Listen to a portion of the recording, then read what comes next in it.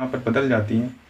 Living thing जो होती हैं वो ग्रोथ शो करती हैं, और जो नॉन लिविंग थिंग होती हैं वो ग्रोथ शो नहीं करती हैं। और जो लिविंग थिंग होती हैं वो क्या करती हैं, रिप्रोडक्शन करती हैं, यानी कि अपने समान संतान की उत्पत्ति करती है। और जो नॉन लिविंग थिंग होती हैं वो रिप्रोडक्शन नहीं करती है। और जो लिविंग थिंग होती है, थर्ड जो मेन प्रॉपर्टी, सबसे इंपॉर्टेंट प्रॉपर्टी होती है लिविंग थिंग की, कि मेटाबॉलिक एक्टिविटीज़ परफॉर्म करती हैं। मेटाबॉलिक एक्टिविटीज़, और ये मेटाबॉलिक एक्टिविटीज़ परफॉर्म नहीं करती।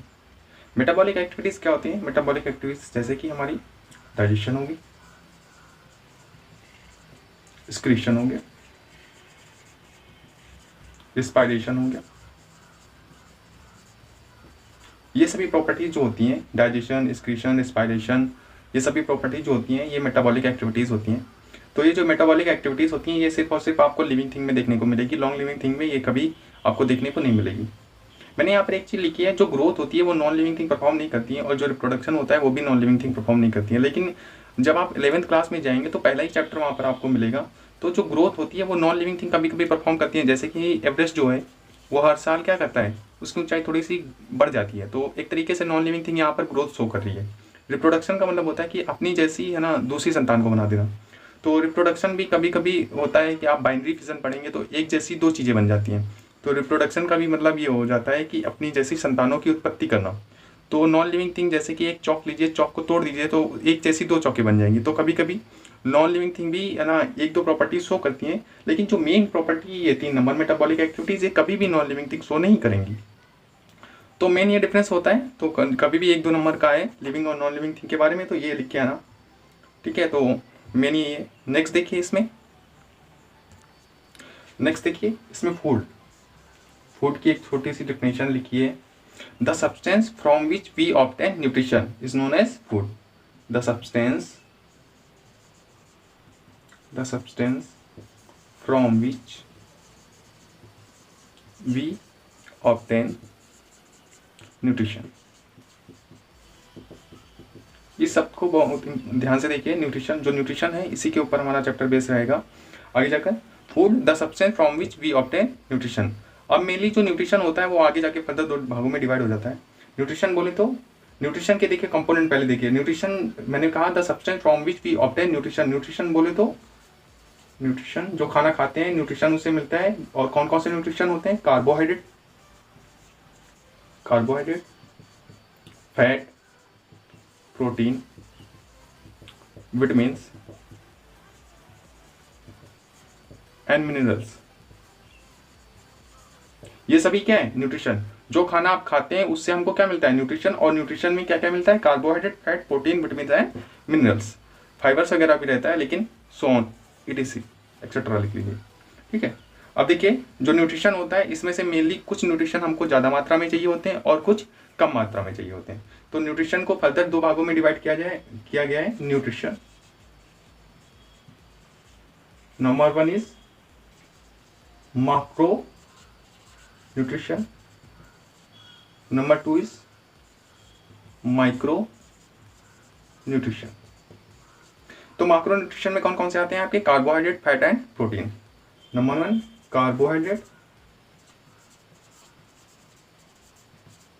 Number 2 fat, number 3 protein. Marco मतलब होता है ज्यादा, यानी कि जो आपके डाइट में ज्यादा चाहिए होता है। तो कार्बोहाइड्रेट, फैट और विटामिन जो होती हैं वो आपके खाने में ज्यादा मात्रा में चाहिए होती है। वहीं जो माइक्रोन्यूट्रिएंट्स होते हैं ये आपको कम चाहिए होते हैं। कौन कौन से होते हैं? एक विटामिन हो गया, नंबर 2 मिनरल्स हो गया।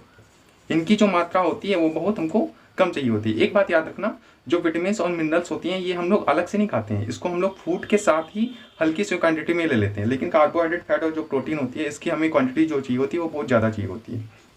तो लिविंग और नॉन लिविंग थिंग के बारे में देखा, फूड के बारे में देखा, न्यूट्रिशन के बारे में देखा आप लोगों ने। और न्यूट्रिशन के 2 टाइप होते हैं, मैक्रो न्यूट्रिशन है, माइक्रो न्यूट्रिशन। नेक्स्ट देखिए आप लोग, modes of nutrition. Modes of nutrition जैसे हम यहाँ लिख रहे हैं आप अपनी कॉपी में लिखते रहिएगा ना, बाद में आपको रिवीजन करने में आसानी रहेगी, बार बार आप वीडियो नहीं देख पाएंगे। तो मोड ऑफ न्यूट्रिशन में देखेंगे कि हम न्यूट्रिशन कैसे कैसे प्राप्त करते हैं। हम और प्लांट्स 2 चीज़ों के बारे में देखेंगे। मेनली हम किसके बारे में देखेंगे? Autotrophs autotrophs and heterotrophs. यानी कि जो अपना न्यूट्रिशन खुद बना लेते हैं उन्हें कहते हैं ऑटोट्रॉप्स, और जो अपना न्यूट्रिशन खुद नहीं बना पाते हैं वो ऑटोट्रॉप्स के ऊपर डिपेंड करते हैं, उनको कहते हैं heterotrophs. Autotrophs are mainly plants, green plant and heterotrophs animals. All animals are heterotrophs.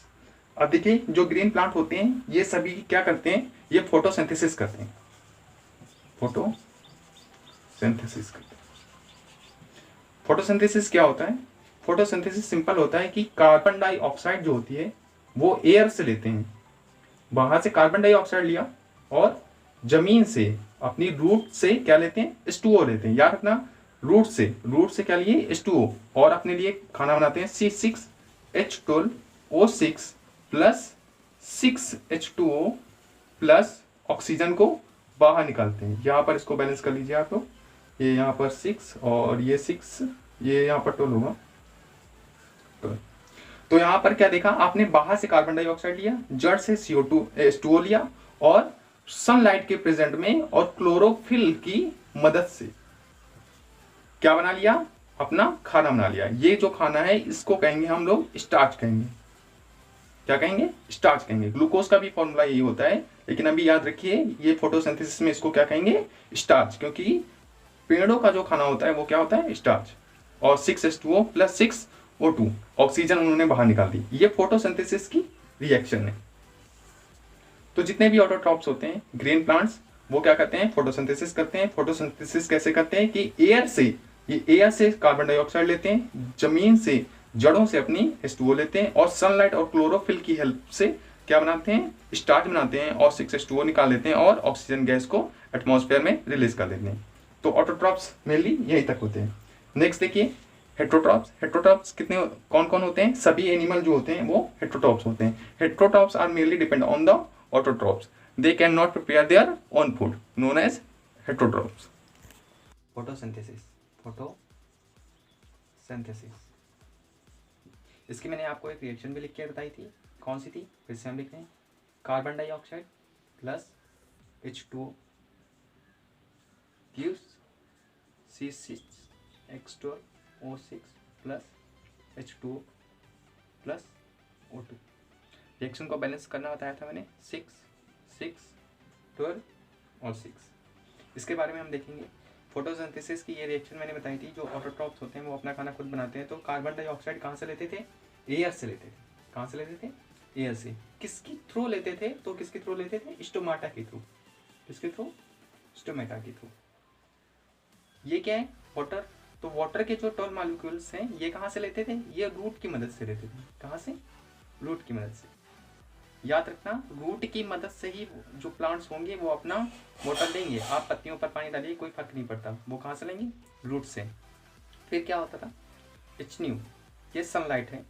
H new को, ये न्यू है, वी नहीं है, एच न्यू, तो ये सनलाइट है। और सनलाइट की मदद से और क्लोरोफिल की मदद से, इन दोनों की मदद से क्या करते थे, ये अपना फूड प्रिपेयर करते थे। ये क्या है, स्टार्च। अब हमको 2-3 चीज़ों के बारे में पढ़ना है, स्टोमाटा और क्लोरोफिल। तो ये देखिए, ये हमारा स्टोमाटा का चित्र है। तो देखिए यहाँ पर ये जो दो हैं, ये यहाँ पर गार्ड सेल होते हैं। देखिए स्टोमाटा प्रेजेंट कहाँ रहता है, लीव्स पर। ये जो फोटोसिंथेसिस की ये रिएक्शन हो रही है, ये टोटल रिएक्शन कहाँ पर हो रही है, लीफ पर हो रही है। याद रखना, कहाँ हो रही है, लीफ पर। और लीफ पर इस तरह के बहुत सारे स्टोमेटा प्रेजेंट होते हैं। ये स्मॉल पोर्स होते हैं। स्टोमेटा क्या होता है, small pores present on the leaves. ये क्या होते हैं, स्टोमेटा स्मॉल पोर होते हैं, बहुत सारे होते हैं छोटे छोटे। ये कहाँ पर प्रेजेंट होते हैं, लीव्स के ऊपर प्रेजेंट होते हैं। अब जब स्टोमेटा का आप ना काफ़ी माइक्रोस्कोप की मदद से देखेंगे तो कुछ इस तरह का आपको एक ना डायग्राम दिखेगा। तो जब ये स्टोमेटा खुलता है, जब स्टोमेटा खुलता है तो कुछ इस तरह का हो जाता है। ये अगल बगल वाले दो क्या होते हैं, गार्ड सेल होते हैं। और गार्ड सेल के ऊपर छोटे छोटे यहाँ पर आपको क्लोरोप्लास्ट लगा हुआ दिखेगा। इसी क्लोरोप्लास्ट में क्लोरोफिल पाया जाता है, ठीक है। तो ये तो जो गार्ड सेल होते हैं ये आपस में खुल जाते हैं, और जब खुलते हैं तो इसी की मदद से कार्बन डाइऑक्साइड उस लीव्स के अंदर आ जाती है, और ऑक्सीजन भी इसी लीव्स की मदद से बाहर जाती है। तो स्टोमाटा आप समझ गए क्या करता है, स्टोमाटा क्या करता है, exchange of carbon dioxide and oxygen. जब उसको खाना बनाना होता है तो कार्बन डाइऑक्साइड स्टोमाटा के थ्रू अंदर आता है, और जब ऑक्सीजन बन जाती है, ऑक्सीजन को बाहर निकालना होता है बाई प्रोडक्ट के तौर पर, तो ये स्टोमाटा फिर से खुलते हैं और यहाँ से ऑक्सीजन बाहर आ जाती है। तो स्टोमाटा क्या होते हैं? These are the small pores present on the leaves and helpful in the exchange of carbon dioxide from the air and the oxygen from their food. और जब ज़रूरत ख़त्म हो जाती है तो ये जो गार्ड सेल होते हैं ये फिर क्लोज हो जाते हैं, ये आपस में ऐसे ऐसे ऐसे रहते हैं, ये ऐसे खुलते हैं और ऐसे बंद हो जाते हैं, खुलते हैं और बंद हो जाते हैं। नेक्स्ट है यहाँ पर स्टोमाटा के बारे में आप समझ लिए कि कार्बन डाइऑक्साइड फोटोसिंथेसिस में कैसे अंदर आती है। अब H2O देखिए, जो H2O होता है ये मेनली कहाँ से आता है? ये आपका रूट से आता है। कहाँ से आता है? रूट से। आप जितना मन करिए ना पानी को है ना उसकी पत्तियों पर डालिए, लेकिन जो रूट में जो पानी आएगा यहाँ फोटोसिंथेसिस में वो कहाँ से आएगा?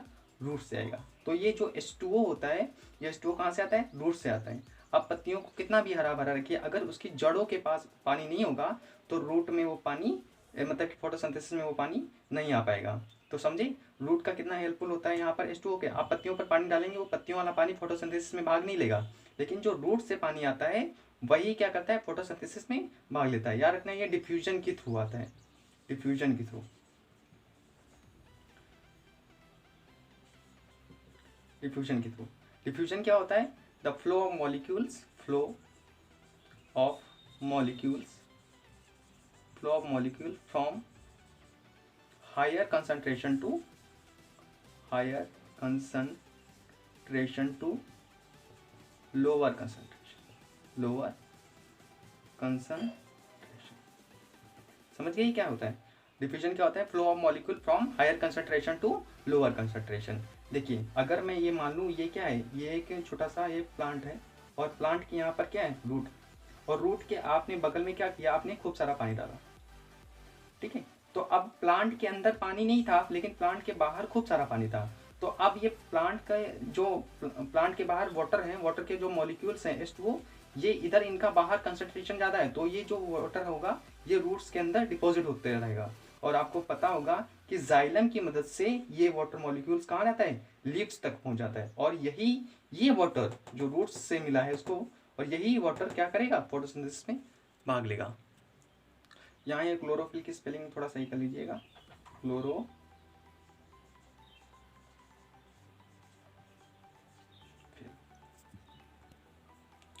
नेक्स्ट देखिए क्लोरोफिल। अभी हमने जाना स्टोमाटा क्या होता है, स्टोमाटा क्या होता है और उसका काम क्या होता है। रूट क्या होता है, मतलब कि रूट कहाँ पाई जाती है और उसका काम क्या होता है। मेनली काम क्या होता है? H2O को ट्रांसपोर्ट करना फ्रॉम रूट टू लीव्स, ठीक है, और by the help of diffusion process. Next देखिए क्लोरोफिल। क्लोरोफिल ये क्या करता है? देखिए क्लोरोफिल कहाँ पाया जाता है? क्लोरोप्लास्ट में। आपने प्लांट सेल पढ़ा होगा क्लास 9th में, और प्लांट सेल में आपको बताया गया होगा एक ऑर्गेनेल पाया जाता है जिसका नाम है क्लोरोप्लास्ट। और क्लोरोप्लास्ट में क्या पाया जाता है? क्लोरोफिल पाया जाता है। क्या पाया जाता है? क्लोरोफिल। ये जो क्लोरोफिल होता है ये क्या करता है? ये लाइट एनर्जी